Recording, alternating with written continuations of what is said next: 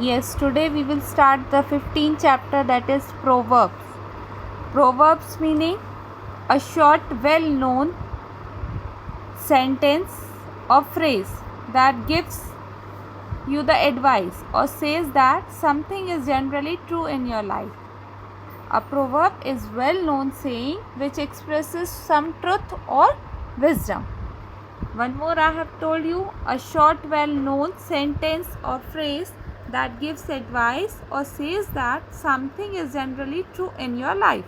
So we have to match the proverb with the meanings, with their meanings. So first one is, when one door shuts, another opens.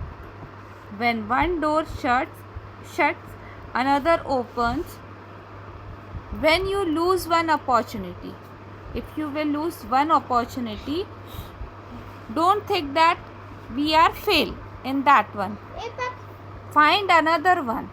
When you lose one opportunity, you find another one. अगर आप एक opportunity आपसे छूट गई है तो आप उसको दूसरी opportunity use करेंगे. Now second one is, you cannot get blood from a stone.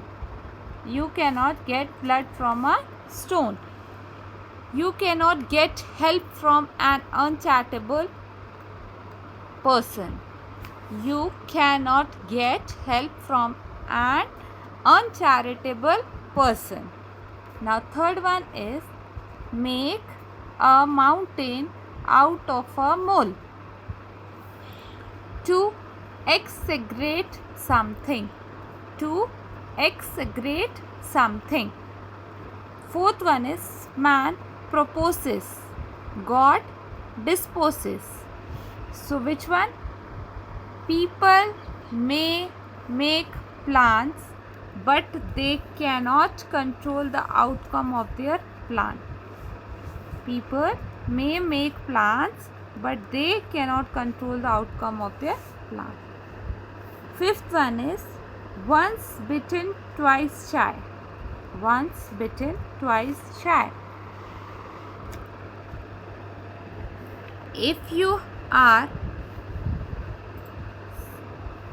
When something has hurt you once, you tend to avoid it. When something has hurt you once, you tend to avoid it. Now the sixth one is, pay through the nose. Pay through the nose. To pay an exorbitant price. To pay an exorbitant price. Now seventh one is, pride hath a fall. Pride hath a fall.